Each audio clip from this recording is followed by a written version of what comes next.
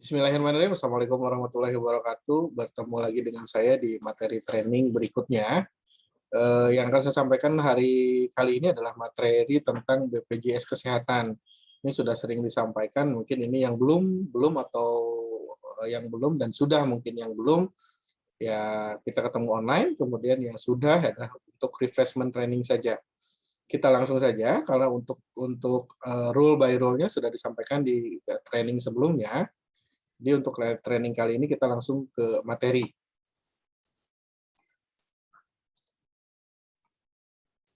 Oke, materi yang akan saya sampaikan adalah tentang jaminan pelayanan kesehatan atau yang sekarang kita panggil adalah BPJS Kesehatan. Sebagai landasan hukum, BPJS ini punya dua landasan hukum, yaitu landasan Undang-Undang Nomor 40 Tahun 2004, kemudian Undang-Undang Nomor 24 Tahun 2011. Untuk yang nomor 40 adalah Sistem Jaminan Sosial Nasional dengan rahmat Tuhan Yang Maha Esa, Presiden Republik Indonesia. Kemudian berubahlah nama sesuai dengan nomor 24, yaitu tentang Badan Penyelenggara Jaminan Sosial atau BPJS Kesehatan. Sistem Jaminan Sosial Nasional itu memiliki 3 asas, 5 program, dan 9 prinsip.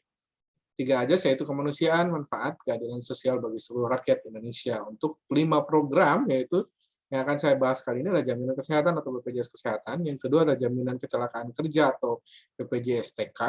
Kemudian jaminan hari tua juga ada di BPJS TK, jaminan pensiun, jaminan kematian itu ada di BPJS Ketenagakerjaan.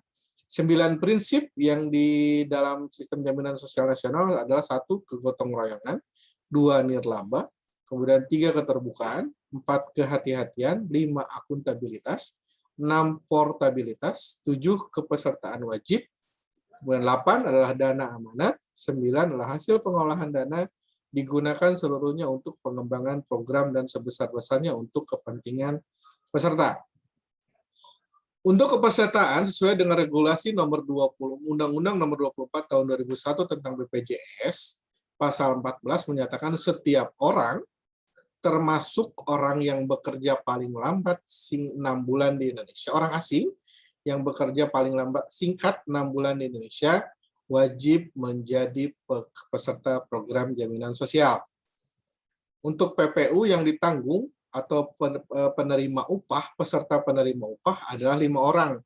Siapa saja? Yang pertama adalah istri atau suami yang sah dari peserta, kemudian anak kandung, anak tiri, dan atau anak angkat yang sah dari peserta. Kemudian kondisi untuk anak ini tidak atau belum pernah menikah atau tidak mempunyai penghasilan sendiri. Kemudian belum berusia 21 tahun atau belum berusia 25 tahun, yang masih melanjutkan pendidikan formal. Jadi untuk anak-anak yang sudah kuliah selama melampirkan keterangan kuliah, maka masih diperbolehkan untuk terdaftar di BPJS Kesehatan selaku peserta. Iuran ini kita terbagi 2. Yang satu dibayar oleh pemberi kerja atau PPU, pekerja penerima upah, itu terbagi menjadi 2, 1 4% dibayar oleh pemberi kerja, yang 1% adalah untuk dari pekerja potongannya. Jadi non APBN, APBD atau BU dipanggilnya itu badan usaha. Kemudian pendaftaran peserta, pendaftaran melalui kantor BPJS Kesehatan, kemudian dari situ mengisi form, kemudian mengisi form data migrasi, kemudian diberikan virtual account untuk badan usaha, kemudian melakukan iuran, kemudian data pegawai di entry, setelah itu membayar melalui ATM atau e-banking atau tunai sesuai dengan virtual account, kemudian dengan membawa bukti dilaporkan ke BPJS Kesehatan dan dinyatakan terdaftar setelah 14 hari aktif bekerja. Untuk hak dan kewajiban peserta BPJS Kesehatan, untuk hak peserta adalah mendapatkan kartu peserta sebagai bukti sah untuk memperoleh pelayanan kesehatan. Untuk yang terbaru sekarang, silahkan di-download JKN Mobile untuk teman-teman yang ingin memiliki kartu. Kemudian kewajiban peserta adalah mendaftarkan dirinya sebagai peserta serta membayar iuran yang besarnya sesuai dengan ketentuan yang berlaku. Untuk manfaat jaminan kesehatan, itu bersifat pelayanan kesehatan perorangan, mencakup pelayanan promotif, preventif, kuratif, rehabilitatif, pelayanan obat, bahan medis habis pakai, sesuai dengan indikasi medis yang diperlukan. Kemudian satu manfaat medis yang tidak terkait dengan besaran iuran yang dibayarkan. Kemudian manfaat non-medis yang ditentukan berdasarkan skala besaran iuran yang dibayarkan, termasuk di dalamnya manfaat akomodasi. Kemudian ambulan diberikan untuk pasien rujukan dari fasilitas kesehatan dengan kondisi tertentu yang ditetapkan oleh BPJS Kesehatan.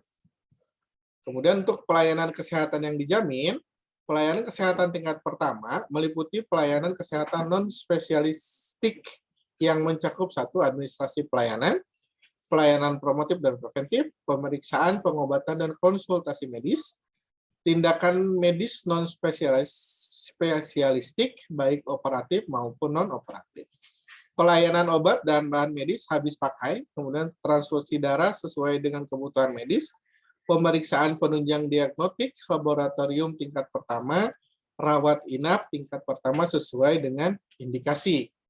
Untuk Vaskes tingkat pertama itu sesuai dengan Permenkes 71 tahun 2013, yaitu pasal 2, puskesmas atau yang setara, praktik dokter gigi, klinik pratama atau yang setara, rumah sakit kelas D pratama atau yang setara. Jadi untuk yang Vaskes utama ini adalah yang saya sampaikan kategorinya. Jadi kalau untuk contoh di Cianjur, Rumah Sakit Sayang, RSDH itu sudah bukan termasuk ke Vaskes tingkat pertama. Jadi Vaskes tingkat pertama adalah Vaskes yang ada di area wilayah-wilayah tertentu. Alur pelayanan yaitu dari peserta masuk ke dalam Vaskes Premier atau Vaskes pertama yang tadi, kemudian jika dirujuk, karena di Vaskes tersebut tidak bisa menangani, maka dirujuk ke rumah sakit. Jika terjadi emergensi, maka peserta diperbolehkan langsung masuk ke dalam IGD-nya rumah sakit. Nah, nanti untuk prosesnya itu yang jadi klaim disampaikan ke BPJS Kesehatan, baru disampaikan lagi ke Vaskes tingkat satunya. Pelayanan kesehatan yang tidak dijamin, ini ada yang menjadi perhatian juga, yaitu satu pelayanan kesehatan yang dilakukan tanpa melalui prosedur, sebagaimana diatur dalam peraturan yang berlaku.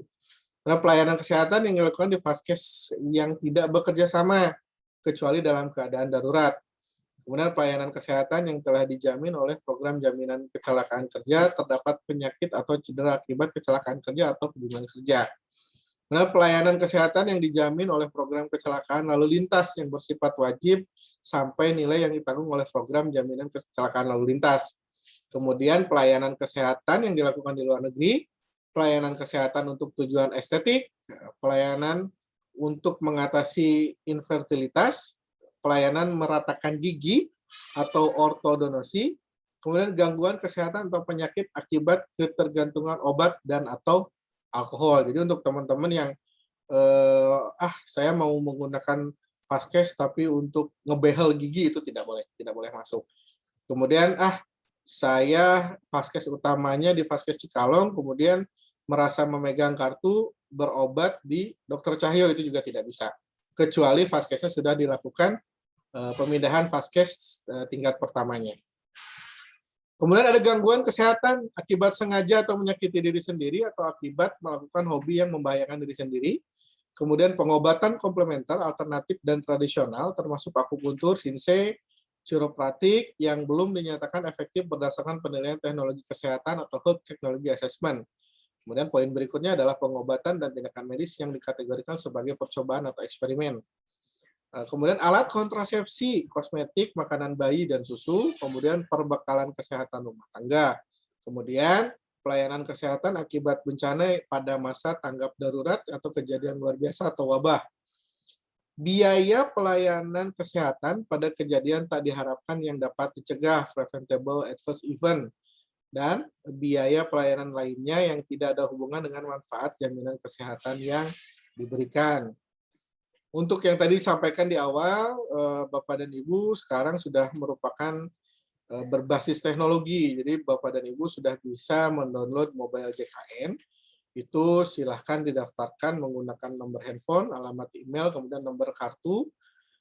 Jika yang belum mendapatkan kartu, nanti bisa di-download di mobile JKN ini. Apa sih yang bisa dilakukan di mobile JKN ini? Yang pertama adalah bisa perubahan alamat. Jadi Bapak dan Ibu merasa Vaskes alamat rumahnya kurang sesuai dengan yang terbaru, silahkan diupdate. Kemudian perubahan FKTP atau Vaskes tingkat pertama. Misalkan di awalnya di Cikalo Puskesmas Cikalong Kulon, kemudian setelah berjalan merasa kurang maksimal, kemudian pengen diganti ke Dokter Cahyo, itu silahkan diganti atau ke Vaskes lainnya. Kemudian untuk perubahan kelas ini adalah untuk fasilitas mandiri, jadi untuk yang perusahaan adalah sesuai dengan ketentuan yang sudah ditetapkan. Untuk pendaftaran juga silakan bisa dicoba untuk mandiri, karena yang untuk perusahaan itu sudah diaturkan dan didaftarkan oleh HRD. Permintaan informasi juga silakan di situ tersedia, untuk pengaduan juga silakan dicek di mobile JKR itu, semuanya sudah tersedia screening dan lain-lain. Ini salah satu contoh registrasi aplikasinya, jadi silahkan dibuka, nanti di-download dulu di App Store atau yang bisa Mi-store atau apapun, silahkan di-download dulu mobile JKN, kemudian silahkan didaftarkan. Kalau PBU itu peserta baru, itu terbagi jadi dua, boleh mandiri, boleh PBPU atau yang sudah dibayarkan oleh perusahaan. Kemudian masukkan alamat email, kemudian alamat lengkap, nomor KTP, dan lain-lain. Setelah itu akan muncul konfirmasi, nanti bisa konfirmasi by email atau konfirmasi by nomor handphone. Jadi dipastikan Bapak dan Ibu yang akan daftar menggunakan JKN Mobile ini, di dalam pulsanya ada saldonya, tidak Rp0 ya, atau tidak menggunakan nomor yang khusus WA, jadi memang nomor yang aktif untuk kegiatan sehari-hari. Ini sebagian besar fitur yang awal. Yang awal itu ada contoh peserta, kemudian kita bisa cek sekarang rumah sakit untuk ketersediaan tempat tidur, pembayaran, dan lain-lain, sampai ke screening. Nah, ini screening ini adalah bisa dilihat dan diisi nanti oleh Bapak dan Ibu, diklik di sini, nanti ada pertanyaan yang diisi oleh Bapak dan Ibu, nanti itu biasanya dilakukan setiap 1 tahun sekali screening ini. Demikian untuk training yang bisa saya sampaikan dengan materi BPJS Kesehatan. Jika ada yang ditanyakan, silakan nanti ditanyakan. Untuk rule by rule-nya sama seperti yang sebelumnya. Terima kasih atas perhatiannya. Wassalamualaikum warahmatullahi wabarakatuh.